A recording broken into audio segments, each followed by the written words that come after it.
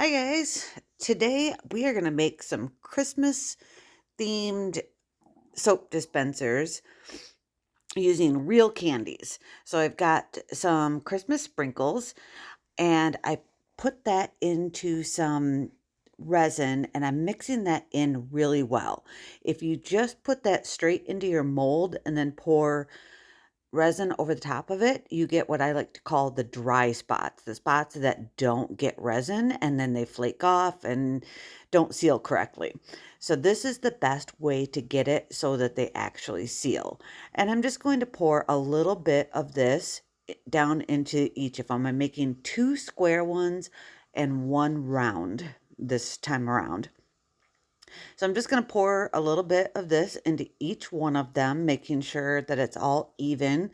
I do tap it on my table a little bit just to get any air bubbles up and to make sure that you get an even covering. Don't worry about the ones on the top because when you start pouring your next layers, that kind of washes down the sides. And even if they are left there, it still looks good. Now I've got more clear resin and I added a little bit of my Renfio ultra fine glitter. This glitter is the best glitter in the world. It doesn't sink like others do. So I'm just going to do this and we're going to fill these molds up about 3/4 of the way with this. And you'll see I have a big thing of resin sitting off to the side that I keep pouring into this smaller cup. I mix big batches and then split it out into the smaller cups. It's easier to pour. I don't like pouring out of those big ones. I always make the biggest messes. As you can see, I just did it, but it's only because it's just not that much left in it. Don't forget about your lids. You've got all those lids that you need to make too for each one of them. So you're going to want to add a little bit of resin into all 3 of your lids too. Now that round one, the lid actually takes more resin than the other ones. Then you take your popsicle stick and go around that center spot to get any bubbles that get into those grooves out. Now I've got some actual candy canes that I'm dropping in. Now these candy canes, tip to the wise, open them up before you start. Otherwise, it's just a big mess. I didn't open them before I started and kept having to try to get them open with gloves on, and it doesn't work well. Anyway, I'm sticking down in there a few on each side and I'm alternating up and down. So some of them are going to be up, some will be down.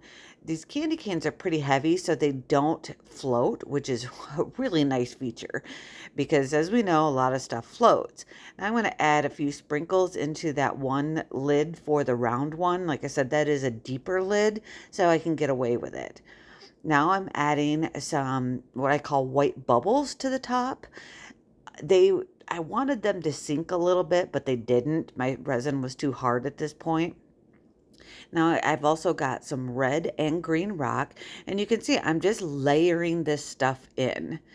I'm just gonna keep layering it in. Now what I didn't say was that this is about 2 hours after I originally put the candy canes in. So I had to let it harden a little bit before I started doing this. I forgot to put that in there, but anyway. So these rocks aren't going to sink. They're just going to sit right on the top like this. I'm tapping the sides of the mold, and that is only to get my rock to spread out. In those round ones, it's really hard to get the rocks where you want them. So I'm layering those in. I'm going to put a little bit of resin in as I go. That way you get that good coating on those rocks and you don't get the bare spots where the resin couldn't get down in there. Now I've got some crushed glass that's silver. That's going to go on top here. I'm going to layer some in on each one of them. It can be kind of messy, but I use a spoon to help guide where I'm putting it. That one I wanted a little bit of golden. I'm switching them all up so that they all look a little bit different. I hate having ones that look identical. But here again, I'm layering in that resin as I go to give it all a good coating. I make sure I'm all the way to the edges and corners on each one. I'm just going to keep layering that on until I think that they are good and full. And that way they have a nice solid base too, because that's the bottom. That's what it's actually going to be sitting on. So it gives it a little bit more weight in the bottom too, so that these don't tip over on people. And the final round of resin on top of each one, and they're good to go. Now we're going to take them all apart out of the molds. There's the top for the round one with those sprinkles. I love that. And you'll see I do have a little bit of overspill on the top of that. That's no big deal. It's easy to come off. Isn't that so cute? Now that one, I wish I would have put a few more candy canes in, but I still like how it turned out. It's just once you get it out of the mold, you can kind of see where there's a couple bare spots, but I still think it's really cute. Now let's take this first square one out. That's the top that we're working on. Those are easy to take out. I just made them clear because I figured that's the easiest way to do it. And roll that down, and let's see what we've got on this one. This one has no gold in the bottom. It's all silver cut glass with the red and green. Oh yeah, I like how that turned out. See how those candy canes just kind of randomly in there? I think it's really cute. I think it will look good from any angle too.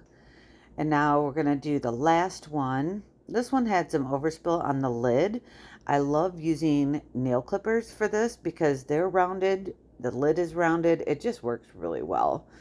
And I just clip those little extra edges off like that. And now this one is the one that had a little bit of gold in it too.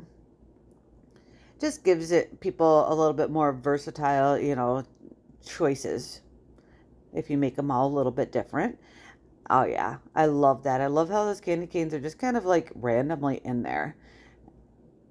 Now I have had people in the past ask me how I attach the lids because I evidently never showed the finishing of how I finish these. So I take just a nail file, a rough nail file, and I go around the bottoms. You have to be a little bit careful on the round one so you don't scratch the rest of it. But I just go around the edge with a nail file and file that down.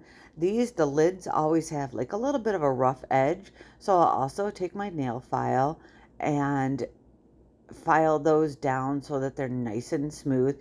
They don't have to be perfect, but I just like to take those rough edges off of the top and the bottoms. So the square ones are a little bit easier than the round one. You got a little bit more surface to work with. And I just take that nail file and file those down real nice and smooth. And actually, I never have to cover those with more resin because you're just doing it on that fine edge. It doesn't show. Maybe if it was like a mica powder or something, it might show. But when you're doing these clear ones like that, it never shows. And that's one of the reasons too that I like to do the clear and put rocks in the bottom on all my pieces, because it just makes that finishing look so much nicer. So I'm going to finish this off and get these good and filed down. They are still a little bit bendy because I just took them out of the molds and I didn't let them. I think they only sat for 12 hours instead of the 24. So the lids are still a little bit bendy, but it's okay. They will, get hardened up. And sometimes when they're a little bit bendy like that, they're actually a little bit easier when you go to attach. You get a better seal when you're attaching the lid to it. All right. So all the sanding is done now. Now we're going to go into how I attach the lids. I have my UV light and I have my J Diction UV resin, and I'm just going to put a little bit around the edge. Do not put too much. If you put too much, it'll drip down the inside edges and you don't want that. Yes, I know I should have gloves on and I don't. I apologize. I don't know why I don't. I usually do. Okay, so anyway, I turn my UV light on and you'll see my finger is kind of pushing down on that to give it a really good seal while I have that light on it. And I usually do the light for about a minute or so. I have cut a little bit out in, so you guys aren't watching a 6-hour video on how to make these. But anyway, so then I've got these little, they're like, what are they? These little dots. They're made for cabinet stops, actually, but they work great on the bottom of these soap dispensers to give it that non-slip. And it's just those little finishing touches that people really appreciate. And then you've got your tops, which they do send some with the mold, and then you can buy more. I will link all of this stuff that I've used down in the description so that you can see what I use and how, but it's all those little details, little things like non-slip feet, the little bit of a sanding on it, the different colors, all those things really make it so that it catches people's attention.